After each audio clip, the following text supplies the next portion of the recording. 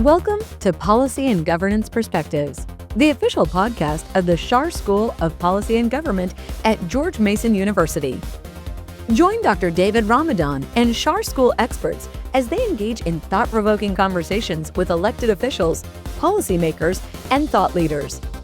Listen for in-depth discussions on policies, politics, governance, and career pathways, all designed to elevate your perspectives and expand your mind.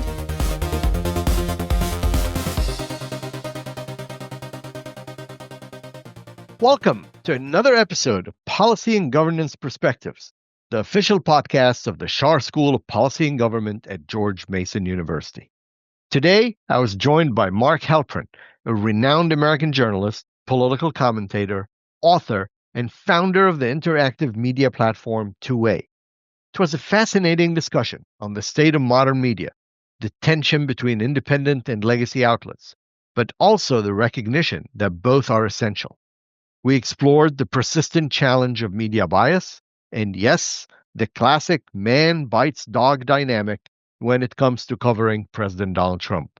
We also touched on some unlikely alignments in today's media landscape, the strange bedfellows moments between the Washington Post and the president regarding the now infamous ballroom buildout, versus the Wall Street Journal criticism regarding the tearing down of the East Wing of the White House. And Mark offered some thoughtful advice for George Mason University political science and journalism students on navigating today's fast-changing media environment. Stay tuned. It's a sharp, candid conversation about journalism, politics, and the narratives shaping our democracy. Joining me today is Dr. David Rehr. David is a professor at the Rehr School of Policy and Government at George Mason and the director of the Center for Business Civic Engagement. Today, he will act as my co-host. Before he joined the academic world, David served as president and CEO of the National Association of Broadcasters and was president of the National Beer Wholesaler Association. He started his campaign and advocacy career at National Federation and Independent Business. After working as a professional staff member for the U.S. House of Representatives Small Business Committee and for former member of Congress. In addition to Dr. Rehr, our guest today is Mark Halperin. Mark is an American journalist, political commentator, author, and founder, editor-in-chief of the interactive media platform 2A. He's also the host of Next Up with Mark Halperin on Megyn Kelly's MK Media. Mark previously covered national politics for ABC News, Bloomberg, co-authored best-selling books Game Change and Double Down, Game Change 2012. He also co-produced and appeared in Showtime's The Circus, inside the greatest political show on earth covering the 2016 presidential election. Mark, you know the media more than any one of us. First, let me welcome both of you to the show. Thank you for joining us. And my first question is going to be, define the media today. What does it stand for, or how can we determine what is media, what is not? Well, thank you for having me on. Honored to be here. I'd say broadly, the media is anything that conveys information to people about what's going on in the world. And we've moved in a relatively short period from linear media, analog media, with a limited number of outlets and points of view, now to, 1 quadrillion flowers blooming. And I'd say whether it's an individual post on X or a video on YouTube or TikTok or CBS News or the Sacramento Bee, I'd call all of that media. So would any of our students be a journalist if we're calling any of that media today that are listening to us? And if they were to jump in on a podcast or on their X or on their LinkedIn page? Well, I mean, just because something's media doesn't mean it's being done by a journalist. I'd say I'd have three standards for being a journalist. One would be someone who feels their mission is to hold powerful interests accountable to the public interest. Someone who tells the stories of our time in a way that tries to explain the people and circumstances of the current world. And then three is has as an orientation the values and principles that a journalist follows, as opposed to a propagandist or something else. Thank you. Fascinating. Dr. Rehr? Our guest considers everything media, but define journalism. Where do we take it next? I think next we take it to, as Mark mentioned, the wide distribution channels where people can get their points of view across. On the one hand, that's great, but on the other hand, there's so much information clutter out there, and people are saying there's disinformation, there's misinformation. And Mark, how do you see all this when people are looking for, quote, the truth, whatever that might be? Well, I'd compare it to consumers of merchandise, right? In the old analog days, if you wanted to buy some shoes, you go to the shoe store and there'd be a shoe salesperson there, and there'd be a limited number of shoes you could buy, and unless you wanted to spend the time going to another store, that was the universe of shoes you could buy. Similarly, in the old days, if you wanted to learn about international affairs, you didn't have a smartphone, or internet access. You could get your local newspaper, or you could watch CBS News or NBC News or ABC News or PBS, and maybe you could subscribe to Time or Newsweek. That's pretty much it. Maybe a national newspaper like the Wall Street Journal might be available in your community. Now, you don't have to go to the shoe store to buy shoes, and you don't have to leave your house to get all the information you want. So let the buyer beware is something often applied to buying shoes or some other consumer product or service. I'd apply it to journalism now. It's really incumbent upon a consumer, if you want to be well educated, if you want to avail yourselves of different points of view, maybe even different than the ones you hold, you're going to have to be a sophisticated consumer of news, and you're going to have to say not everything that scrolls by on every app in your phone is created equal. Some uncredentialed person with no expertise doesn't do reporting on TikTok is not going to tell you the same things about the economy as a correspondent for CNBC. And it's up to the individual American consumer of news to decide what they want. And if what they want is truly the best reporting and the best information, the best stories of our time, they'd be wise to figure out which organizations and individuals serve that up consistently, and not just rely on the first thing that comes across their text chain or their scroll on their favorite app. Yeah. And I think would you advise the students and the faculty to kind of look around for different perspectives? You find something you really like, you enjoy it, but still there's so many different points of view, some of which I think personally aren't given as much attention as they should, which is why I always advocate, in the case of legacy media, maybe you watch ABC, maybe you watch NBC, but then you should put Fox in, or you should put in another perspective so you're getting kind of the complete picture on what's going on or what's not going on when the stories aren't being covered. Yeah, I definitely would advocate what you just described, but what I'd advocate more, and I'll do a self-serving plug, is platforms like mine, Two-Way, which explicitly strives to include all points of view, both from experts and players in different areas in our political coverage, but also has community members who have different beliefs. And every so often, more often than I'd like, I get a note from a member of our community who says, I'll never watch again because you had someone on and I really disagreed with what they said. And I don't usually make much of an effort to keep those people around as members of the community because they're missing the point. The point is to be exposed to different points of view. If you're someone who loves President Trump, you should understand why people who don't like President Trump, and there are tens of millions of your fellow citizens who don't, why they don't like him. And if you're someone who detests President Trump, you should, outside of what you might get from traditional media, you should spend a lot of time, if you want to be an informed citizen, understanding why President Trump is beloved by many and has won 2 out of 3 presidential elections. So whether you get that by kind of channel hopping or platform hopping or byline hopping across different media, or you avail yourselves of something like Two-Way where everything's available under one roof, I agree with your premise. It definitely is better if you want to be a great citizen and you want to understand the diversity of opinions in our bitterly divided country. You shouldn't just go to any one place that doesn't have all perspectives, or find places like Two-Way that do. So why did you start Two-Way and Four-Way? Was it the distrust of the legacy media? And then the follow-up to that is, tell us a little more and tell us how our listeners and our students and our faculty can join and listen. So we started two-way because we believe that what's missing from media is the interactive capacity of citizens to participate in conversations directly with each other and with experts in different areas. So we're largely still known as a politics platform, and we're very proud of our politics program. It'll always be a big part of what we do, but we believe that one way is wrong, or not wrong, I shouldn't say wrong. But one way is not as good as two-way. Hey, it Whether you're could be talking, wrong, man. yeah, could be, I'm with yeah, you. not Nowadays, wrong, one way not is wrong, wrong, right? not wrong. I do plenty of one-way content too.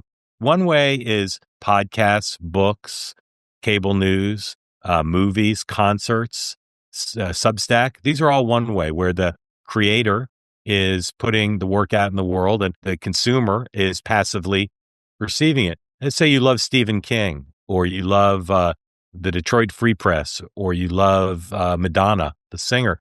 You might know other people who share your passion, but you're not in regular touch with them through live interactive video. You might be in a fan group online, or you might be in a text chain, or you might go on their social media and write things about them and read things about them. But we believe live interactive video creates the kind of authentic community that people really crave.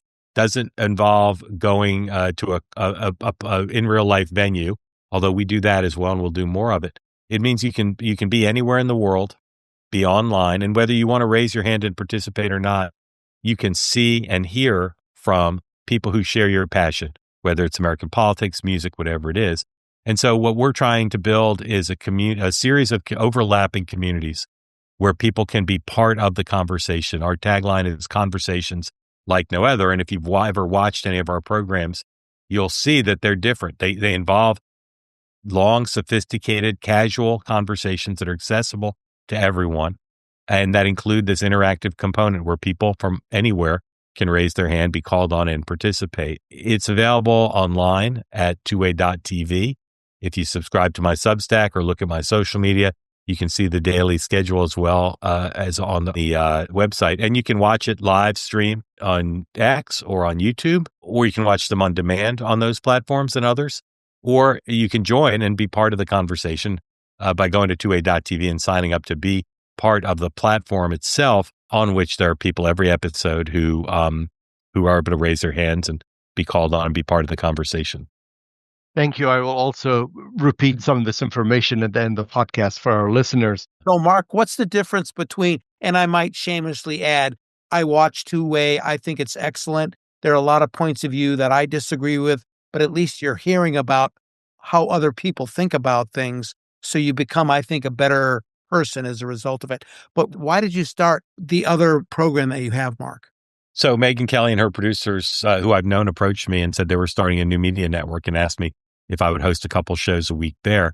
Those are one-way shows. They're the classic one-way shows. I interview people. I do a reported monologue at the beginning of every show, have one or two interviews every show. And it's just an opportunity for me to reach more people with a different format, a more traditional one-way format, and to do something with Megan, who's been such a success and a role model in independent media, that I felt it was a great opportunity to just do more. Back when I was on Showtime on the Circus, I had a daily show on that aired both on Bloomberg and MSNBC, and I found the sort of synergies between the two projects to be pretty powerful, and that's what I'm doing here as well.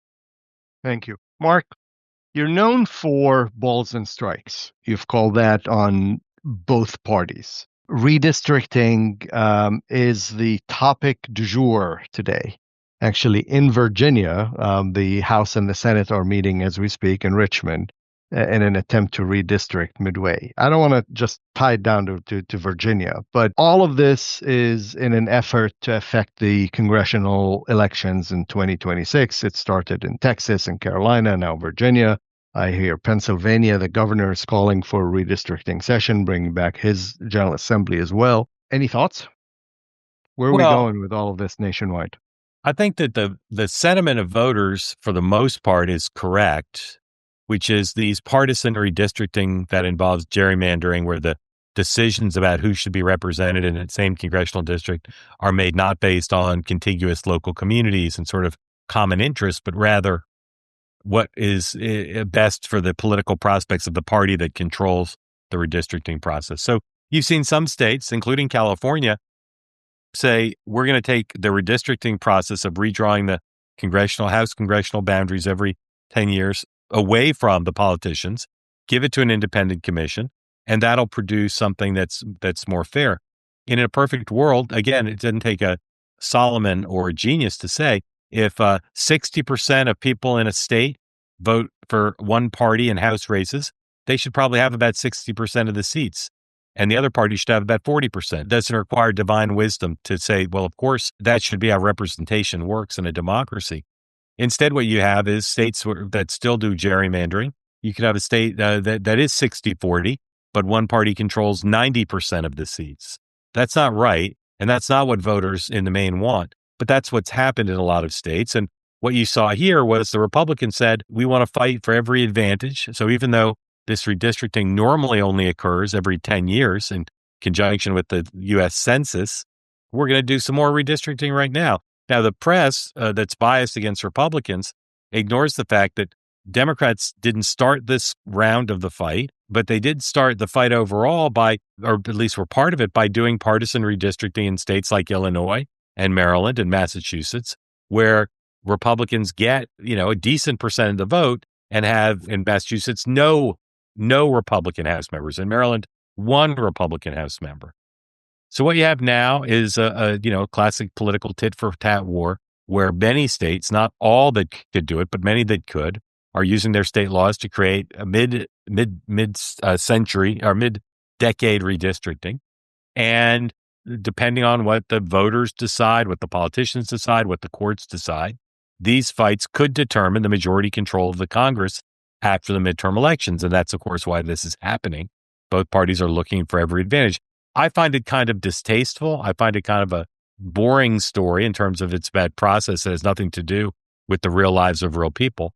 But both parties are now intensely focused on trying to win as many of these state-by-state skirmishes as they can to gain every advantage to try to, in the case of the Republicans, keep their House majority. In the case of the Democrats, win the House majority. You used two interesting words, distasteful and boring.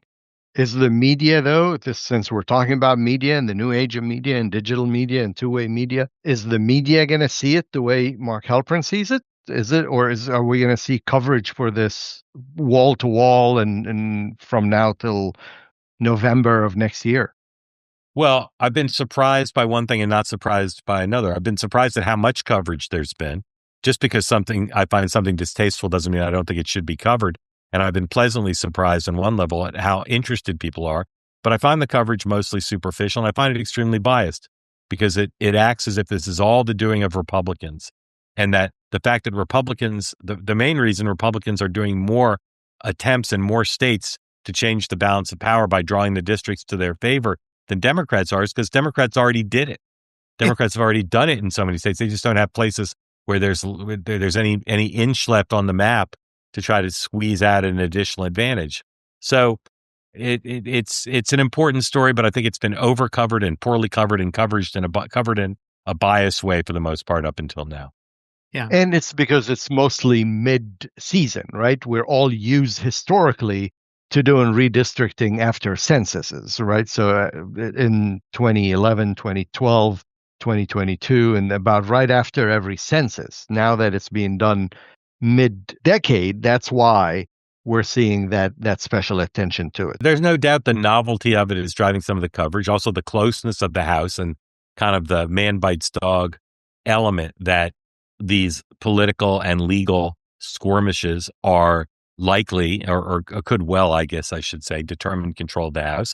There's also some big personalities involved, like Governor Newsom in California, who reacted to Texas's starting this whole thing to do redistricting there, to say he'd do it in California as well to offset the prospective gains for Republicans in Texas.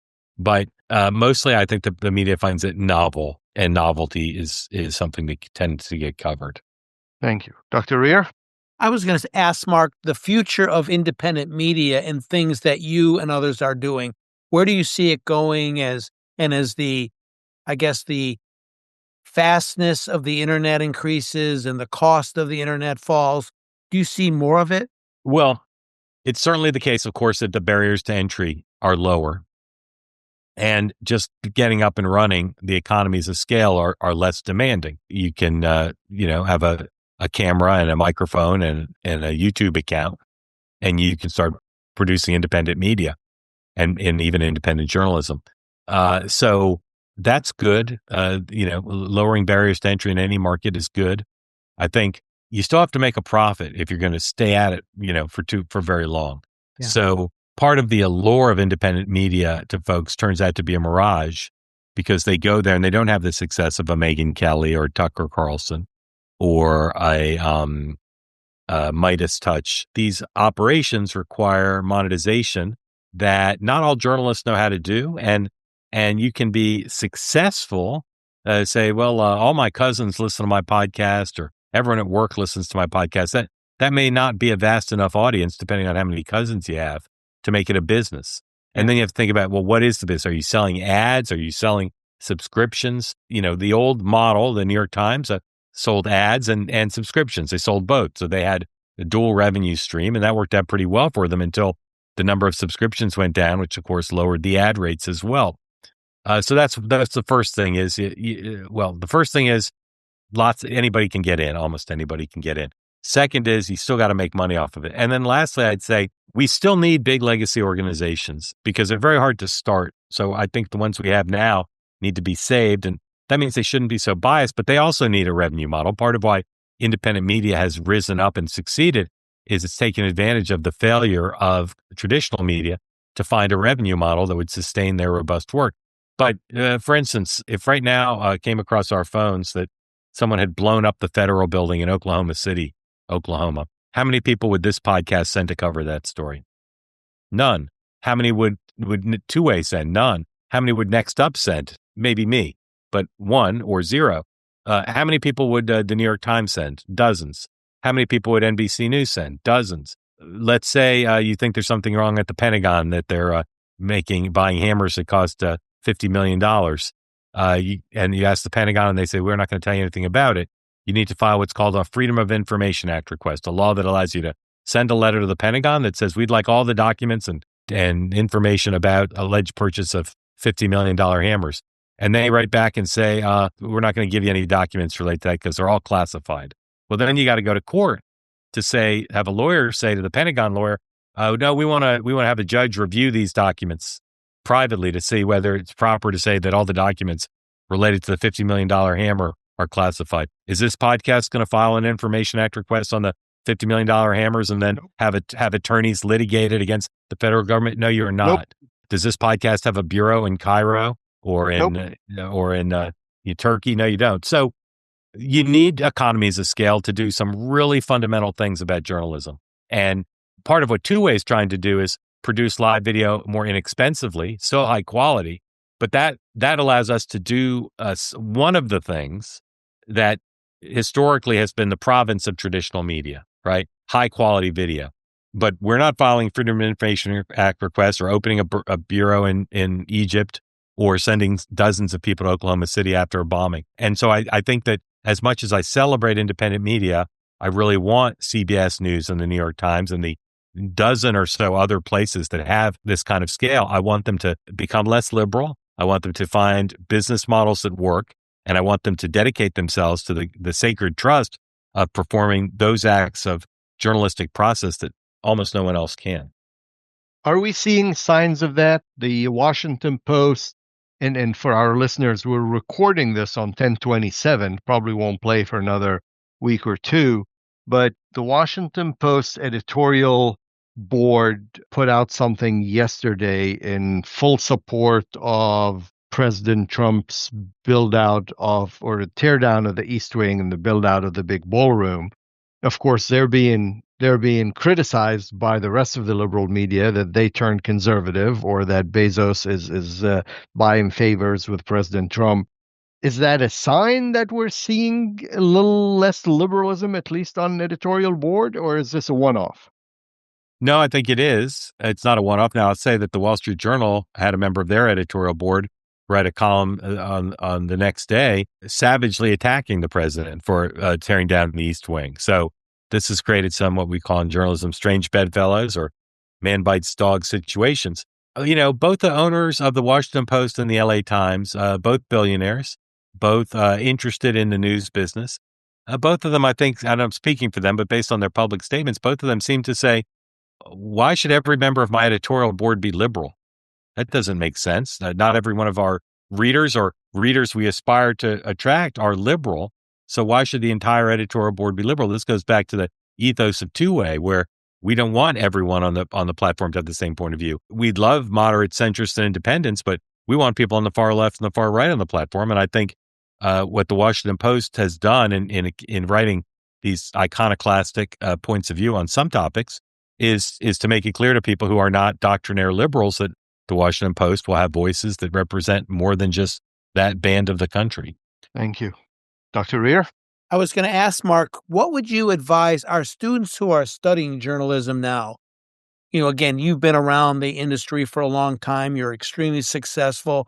What would you advise them as their second, third year seniors in college, they're studying journalism, to really remember when they're out in the world and they're practicing journalism? Or political science students that are not necessarily studying journalism, but could definitely have a role in that one way or another. Yeah. Learn how to write. If you're a journalist, learn how to be what I call the journalist of the future. Learn how to shoot video, be in video, how to make graphics, how to do data visualization, how to do computer-aided investigative reporting. If you want to work someplace who has values you believe in, people you respect and can learn from, and how you can add value there. Probably the best advice in terms of career advice I got from one of my professors in college. He said, if you want to work someplace, you need to add value there. You can't just walk in and say, hand me a job. So if there's a place you want to work that shares your values where you think you can learn, make the case for how you can add value to what their mission is.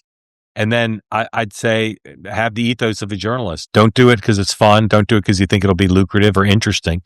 Do it because you want to hold powerful interests accountable to the public interest, and do it because you want to tell the stories of our time. In journalism, you have to tell the stories that are interesting and the stories that are important. And the biggest challenge is to make the stories that are important but not interesting on their face interesting. You need a commitment to do that. Political science students, I'd say use it as an opportunity to learn, to think, to learn to write, but not necessarily going to make a living off of that unless you continue to teach it. Hey, we're not making a living teaching it either. Yeah. We both have to do other stuff. Mark, I can't have you on the show and not talk just one more bit of politics. 2028 is really around the corner. Watching the president on his way back from Kuala Lumpur today on the plane, he was asked about running for a third term. Was asked if he would be a vice presidential nominee for somebody. This is the old switcheroo that Putin did with his prime minister after he ran out of term. And that's dangerous talk in my mind.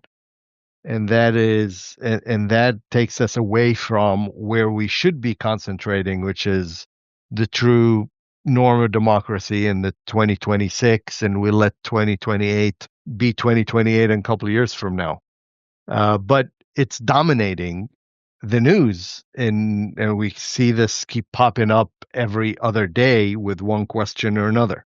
Thoughts? Well, I've known Donald Trump, not well, but I've known him for a pretty long time. And I've just resolved early on to separate the signal from the noise when it comes to Donald Trump, because if you want to get all caught up in things he says that are false or negative or personal or loopy, you'll be distracted from what needs to be focused on. So I don't put much stock in the notion that he'll try to run again or that the institutions will be overridden. I think if he thinks he can have a third term, he'll have a lot of other politicians and the courts and public opinion and the media all saying in large numbers, not universally, but in large numbers, no, that's not consistent with the law. I don't worry much about it. I don't think much about it. I take note when there's instances like there have been in this news cycle where he comments on it. And I know he has plenty of allies like his friend Steve Bannon who like to talk about it like it's a sure thing, but I don't believe he'll run again. Now, having said that, I don't think anybody can tell you what role he'll play in American life and in the Republican Party or in our politics or our government after he leaves office. I think that's an open question because I think he likes the limelight. So he'll be around, but I don't think he'll be elected to or serve as the next president. And as it relates to the media on that subject, because it's your colleagues in the media who keep bringing it up. It was being asked about it on Air Force One by multiple journalists today. Yeah. I've watched this since for about 15 years. It's an early form of Trump derangement syndrome. They just fall for every bright, shiny object. They just get consumed by things that don't really matter. And they ask about them and they write about them and they talk about them. I don't know why. I think it's always to my mind, it's always pretty clear to Donald Trump what's signal and what's noise. And I just tune out the noise, but not so much that I don't know it's occurring because it's happening all around me, unfortunately, every day. Yeah, I actually think that he does it sometimes to light up the room. Sometimes. And drive the drive the liberal media nuts. More often than not, it's to drive the media nuts or distract from something he doesn't want to talk about, or because he's bored, or because he wants to just get a rise out of people. He's got all sorts of motives for doing it, but I just don't fall for it. I'm not saying it makes me better than everybody else, but it does make me different. Mark Halperin, I can't thank you enough for joining us today. An honor to have you on the show at George Mason University. I want to thank my colleague, Dr. David Rehr, and co-hosting this episode with me. And I want to remind everybody that if you haven't yet, make sure to check out Two-Way. It's an interactive live video platform dedicated to unique and real conversations, open debate, and unbiased discourse. A rare opportunity for honest, engaging, two-way dialogue where everyone gets a voice, including the viewers. On Two-Way, Mark leads two flagship programs, The Morning Meeting and Two-Way Tonight, where you can participate in conversations around the most pressing political developments at our time. Two-Way also features shows that go beyond politics, tackling today's cultural and sports headlines with programs like Citizen McCain and Meghan McCain and the Moynihan Report and Random Offense with Ethan Strauss. My sincere thanks to my guests, and looking forward to hopefully having you back on our show, Mark. Thank you. Very grateful to you both for hosting me, and I appreciate everybody watching and listening, and have a great day. I'm David Ramadan, and this has been Policy and Governance Perspectives, the official podcast of the Schar School of Policy and Government at George Mason University. You can listen to this and all of our episodes at schar.gmu.edu/podcast or wherever you get your podcasts. Until next time, stay engaged and stay informed.